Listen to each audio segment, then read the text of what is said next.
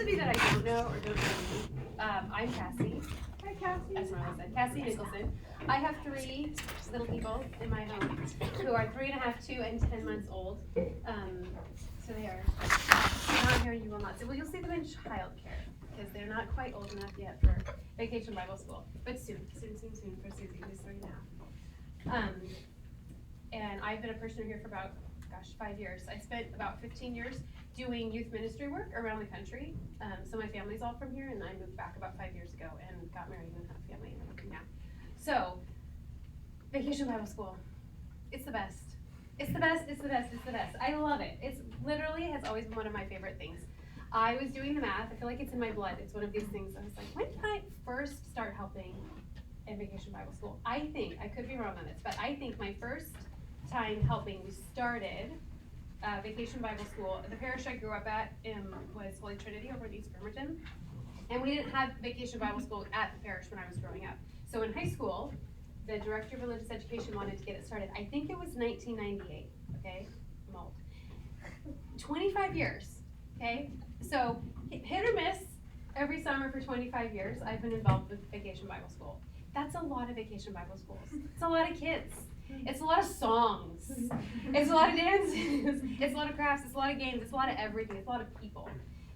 One of the Vacation Bible Schools I helped out when I was working in Florida had, I kid you not, I think 100 youth volunteers and then like 300 or so kids. It was insane. And I helped with this one like 2 or 3 summers in a row, and I've never seen such a well-oiled machine. The way the director of this VBS had things running, I was like, I need to learn from you, woman, because you obviously know what you are doing. But it just like it was like clockwork. Everybody knew what they were supposed to be doing. All the youth volunteers were always super into everything.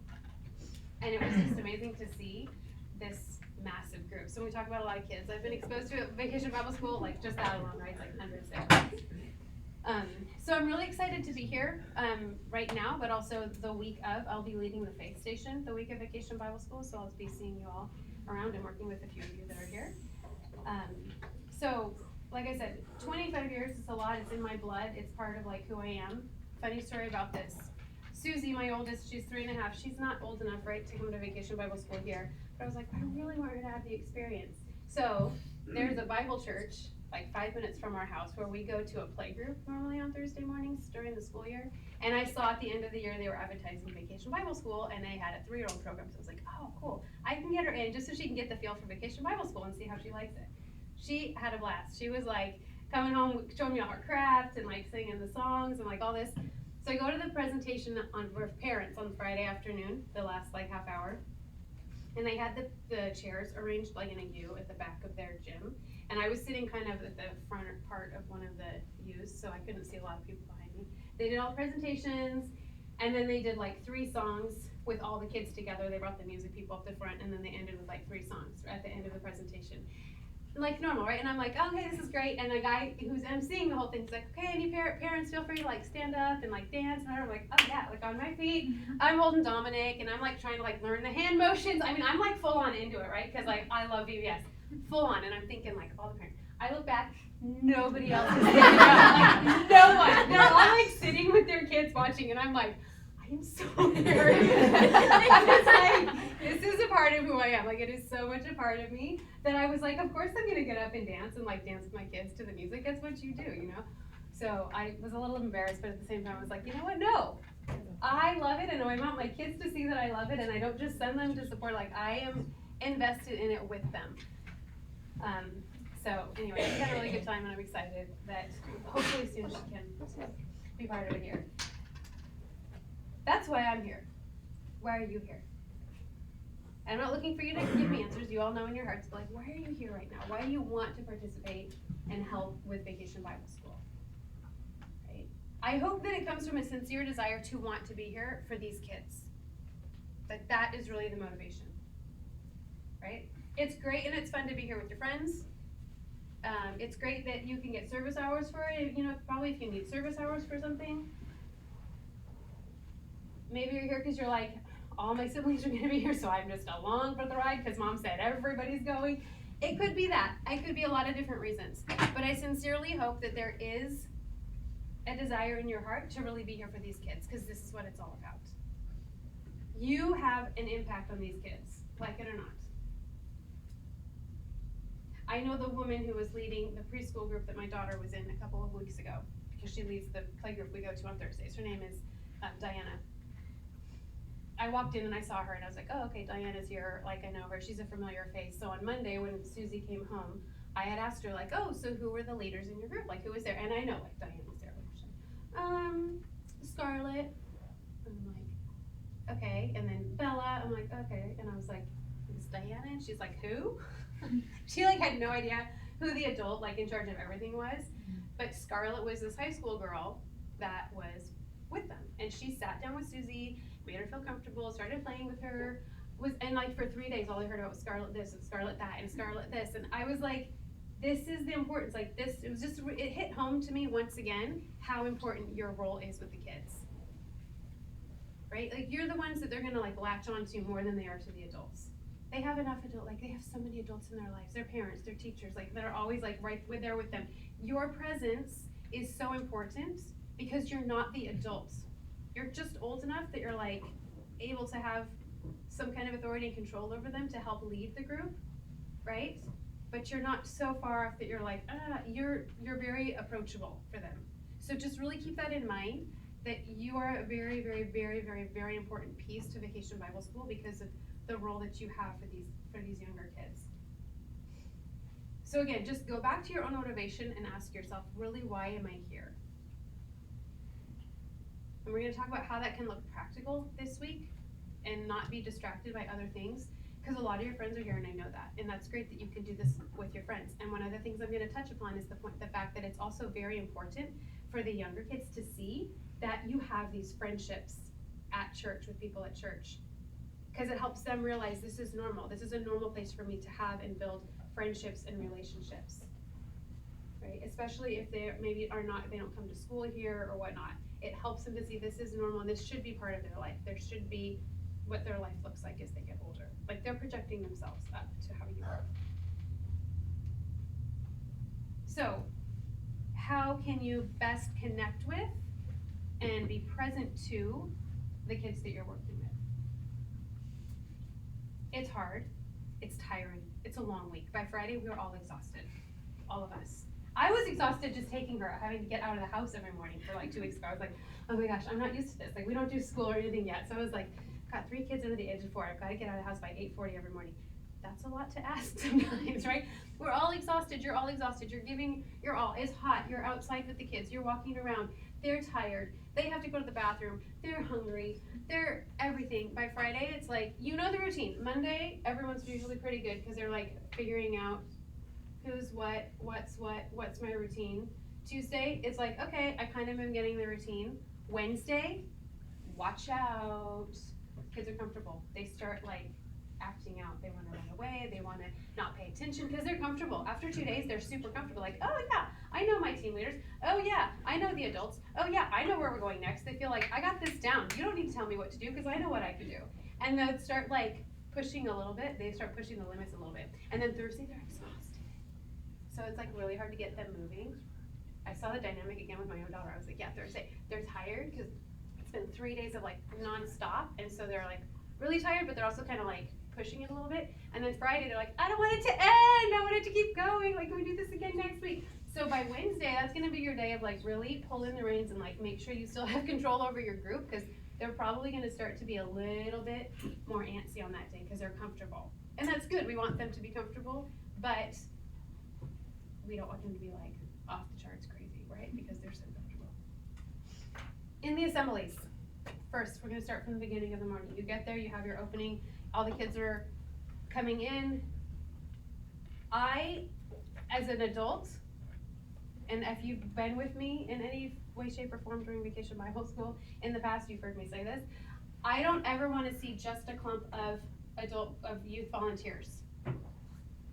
That for me is an immediate, I don't care if I'm working with you or not, I will come up to you and I will say, who are you supposed to be with? Where are your kids?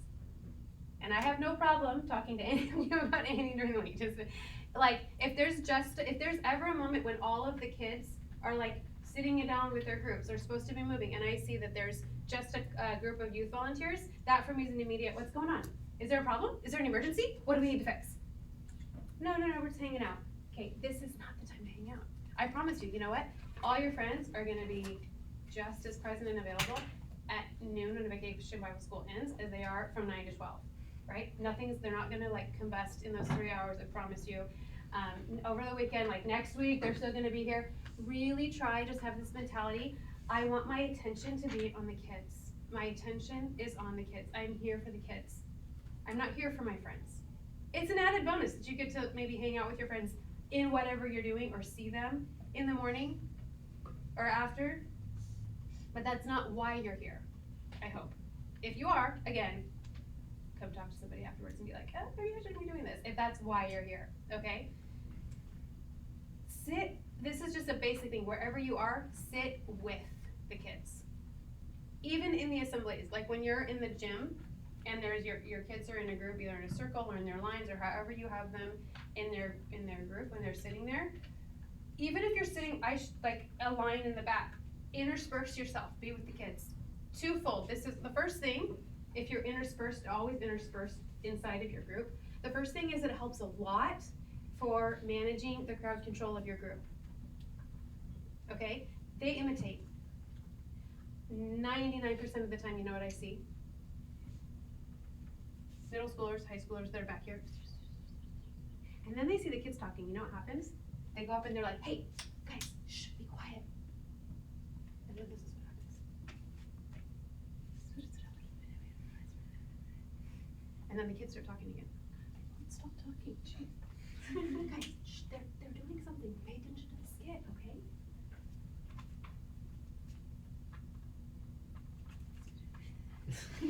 And it's a pattern, okay? You know what I'm talking about. It's a pattern that happens, and so what happens, they're like, oh, well, they're not paying attention either.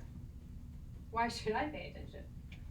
They're watching everything you do, right? And if we're wanting them to focus, we also have to focus. We have to set the example.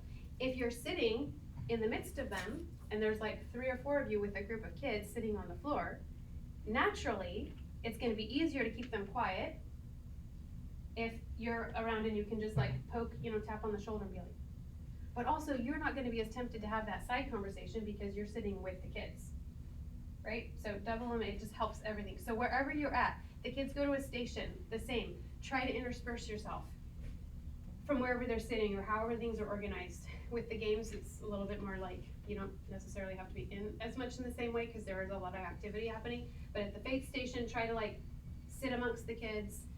Crafts the same, be one at each table maybe, or like rotate around the tables and like talk to them and see how they're doing. Like be as imbued with the kids as you can in all different circumstances and situations. Get as into all the activities as you can with the kids because this helps so much, okay? We all know it, but the songs are songs, like the music is always where you see the biggest divide of kids. Crafts, most of them are all gonna get into it, generally speaking. Games, they generally all get into the games. Faith station, it's kind of a hit or miss, the same, but they generally get into that. Music, you have pretty much have like a divide. There's kids that really like it, and there's some kids that really just are not comfortable with it and don't like it as much. In this room, it's the same thing. Some of you like live for music at Vacation Bible School. You're like, woohoo, here we go, this is gonna be awesome. And then there's others of you that are like, oh, it's the thing about VBS that maybe just makes you cringe because you're like, I don't like to dance and sing and do all of that, okay? You have made a choice to be a volunteer at Vacation Bible School, which means you have made a choice to fully embrace every aspect and part of Vacation Bible School. That includes getting up and singing and dancing, especially when you're in the gym with everybody because all the kids, again, are watching you, and when you're in the music station, okay? Super, super, super important, okay? I'm gonna add to that, some of the kids are really shy, okay? Don't push them too hard out of their comfort zone. My daughter is very shy, okay? When they went up onto the stage to sing a song 2 weeks ago, I knew exactly what was gonna happen, okay? She's gonna be at the back of the line, a little bit reluctant to go up, and she's gonna stand on the stage. She's 3.5. She's gonna stand on the stage the whole time, and she's not gonna move, and she's not gonna do anything. I know this. It's exactly what happened. And I'm standing there and I'm watching, and at one point, I was like mama bear at one point, because I saw one of the adult volunteers of her group go over and try to like make her dance, and I was like, no, like, stop. She doesn't like that. It's okay. She's up there. She's happy. So try, and this is gonna make like merit that you need to get to know the kids in your group. If you are with a group the whole time, really trying to get to know each of the kids really personally. Okay. I'm not saying that I had a situation probably 3 or 4 years ago. Maybe it's longer than that, I don't remember, when I was with a group. I think I was a 3rd and 4th grade that year here at Star with the Vacation Middle School, and there was one kid who not want to do songs ever. And he would like, I remember him sitting in that corner over there between the door, and he would I'd be like, you just need to be like in the area, and he just looked at me, and he was like,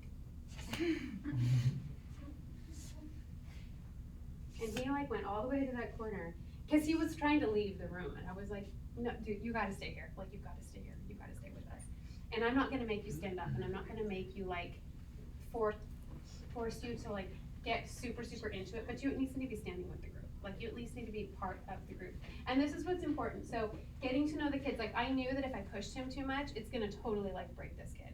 So you have to get to know, like, this is the key of like getting to know each of the kids in your small groups. Trying to define that kind of balance of like, okay, this one's gonna be really shy, so I'm not gonna push too hard. I'm trying to gently pull them in and get them into that, but I'm also gonna set the example, okay? And I'm just gonna go back to this. You have decided to be a volunteer here, which means you don't have a choice. If you don't like to sing or dance, you don't really have a choice, because you signed up for the whole kit, okay? I'm just gonna say it like that. So try to get into everything as much as you can, because again, the kids are gonna watch it and they're gonna see it. Sometimes they're just being rebellious and they're like, no, I don't want to do it, this is stupid. But deep down, they're like, you see them kind of starting to like want to dance, but they're like, it's mostly the boys, let's be real. Like when they hit a certain age, like there's like, the little kids, they'll do anything. Like the little ones, they're super excited about everything. But they're like, they want to, but they don't want to. And so if they see that you're standing in the back and not getting into it, then that gives them an excuse not to get into it. As soon as they see you getting into it, and here's the thing, okay, I was a cheerleader and I was in dance team, and they always told us, like, your smile has to be like 10 times bigger than you think it is, because they had, like, when you're on the floor up to the stands, like, they don't see, like, hey, you gotta be, like, big time, right? So when you're dancing, it's, like, big time motions, it's big time excitement, it's big time enthusiasm, because that's what they see. If they see, like, half enthusiasm, like, that's what they're gonna mimic, okay? So try to, like, go over the top, especially with all of that. At the stations, this is coming to, but also being at the stations, try, if you're helping to lead a station, really try to make sure you're making personal contacts. When we talk about personal interactions with the kids. If you're leading a small group, try to have at least one meaningful personal interaction with each of the kids in your groups every single day. All right? You're with them the whole morning, so you should have the time to be able to at least, like, hey, how are you? What did you do yesterday afternoon? Are you having fun? Like, talk to them, each one in your group. There's probably gonna be kids that you already know, and it's going to be easier to talk to them, and it might be easier to spend more time with those kids. So try to make sure, like, do a check for yourself at the end of the day. Like, did I connect on one-on-one with every single kid in my group today? And if not, start with the kids you didn't connect with the day before on the following day, so that they feel that personal attention. If you're leading a station, if you're helping at a station, it's gonna be a little different because your time is more reduced with the kids. So there I would say, try to focus on like 3 or 4, like a group of like maybe like 4 to 6 kids a day. And maybe at the faith station, they go and they do an activity, and you're gonna sit at a table with a group of a few kids, and you're gonna try to like just sit down and be personally present for them. And then the next day you're gonna go to a different table, right? So you're gonna try to connect with all the kids in all the groups at the different stations when they come to your station. And do try to get to know their names as well if you're working at the stations, just because it does help. I mean, you're seeing them for a limited time during the day, but you are seeing them every day. So that helps a lot. And then for those of you that are leading, helping to like lead an actual group of kids, by the first day, you should have you should know the names of all the kids in your group, all right? Like, just really make that a goal for yourself to get to know their names as soon as you can, because it just helps them. It helps them. Like when somebody calls you by name, it makes a huge difference, right? Rather than just like, hey, you, can you come over here? Like that, hey, you is like, they don't know me. It makes a world of difference for a child when you can address them by name.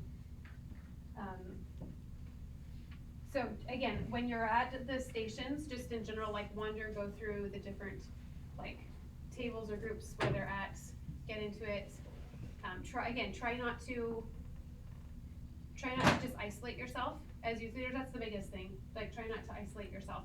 Those of you that are with groups and going from station to station, check in with your adult. Always make sure you check in with the adult leader before you do something. Arriving to a new station might be a good moment for you to like run and go to the bathroom real quick, and then come back and be present with the kids or whatever. You know, those kinds of things. And I know sometimes I would be. I've done this when I'm leading a group of kids. If we get to a certain station and I know after like a day, I can kind of feel like how the organization is. And if it's really like, okay, well, they don't really need our presence that much, I'll tell the youth member, you guys can just like sit, but like wait for it to be given that indication by an adult to just like kind of take a breather and sit in the corner while the kids are doing an activity. Don't just assume that you can do that. Always check in with your adult, because he or she might have something else that they're thinking of. That either needs to get done or what have you. In between stations, and this is kind of one of those like in passing things, you're going to be walking around, moving around, you know this, and seeing your friends as you're like coming and going in here and there. Say hi, hey, how's it going, whatever. Like, again, this is the kind of thing that's good for the kids to see, that you have friendships, like that you have friends here, you're like interacting with one another. It's good for them. Just try not to let that be like a distraction as you're going from one place to another. And then, especially the other thing I want to note here is if you're walking along and one of the kids in your group is telling you something, right, and the younger they are, the more like rambling can happen, which is good, but it's kind of like hard to follow sometimes. My daughter talks all the time, like nonstop. I wonder where she gets it. She talks all the time at home about lots of things that I don't have any idea what they are. Those of you that have little siblings at home, you understand what I'm talking about. If you're walking and you've got somebody down here at like this level and they're just, and you're listening, you are listening, right? And then you see your friend and they come over and they're like, oh, hey, and they ask you a question, and you completely, all of a sudden you're like, oh yeah, what? And you ignore them and you like cut them off. Just really be attentive to that, because the kids feel that. So if you really need to address a question, just like, hey, they have a question for me, just a second. Don't just like ignore them for the moment and then give your attention to whoever else is talking to you, because they also deserve that respect. Like, they're talking to you, they're sharing something with you, and they're little people that deserve our respect and our attention and our love, right? So let's make sure we give that to them as well, because it's so important that they understand and learn that from a young age, that they are important and they also need to be respected. But again, it's good that they see that healthy interaction that you have with the other youth volunteers, because it gives them something to like aspire to as far as friendships and that go. And the last thing that I had here was what I had already mentioned about just getting the kids who don't participate as much. So when you see a kid who's not participating as much, I would say if you're in a station and you're helping at a station, try to have eyes for that as well and try to like pull them in. The other thing here is they do. Different kids are gonna like be drawn to different personalities and different people, right? So someone who's leading one of the stations might be, like one of the kids might feel like, oh, I really identify and I wanna hang out with that person at that station. So like tap into that. So if you're at the stations, really get yourself in there with the kids, and also like try to feel for how the kids are participating in the different activities that are happening there. And try to like draw them out. And if you see at any stage, with whatever you're doing, when you see people, or when you see kids who are not as engaged, try to get to see how they are in the other stations. This is a lack of interest? Is this like I just don't wanna do it, and I'm being like, kinda cocky about it, then I'm like, no, I don't wanna be here, I don't wanna do this. Or is it, I don't know, I'm not sure what I'm supposed to be doing, and try to like give them a lot of personal attention and invest time in trying to figure out how you can help motivate them without pushing them.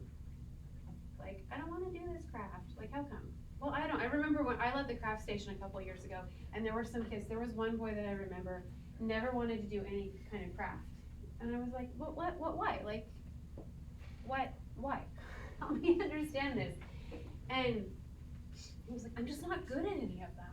And I'm like, well, I'm not looking for perfection here, dude. I'm looking for you to just do it how you wanna do it. It doesn't matter if you don't do it exactly the same way as somebody else. And as soon as I had that conversation with him, it was like, oh, like he just was this perfectionist that thought it had, like whatever he was doing had to be exactly like whatever. He wouldn't start drawing because he didn't know exactly what he was gonna, how he was gonna do the drawing or do something. And I was like, but it's not, it's not for me. I'm not gonna like line them up and judge them 1 to 20 or whatever of order of like most perfect. This is just for you. This is just something, that we're doing. So again, like it took having that conversation with him as opposed to saying like, just do it, come on, like what's wrong with you? Just do the thing.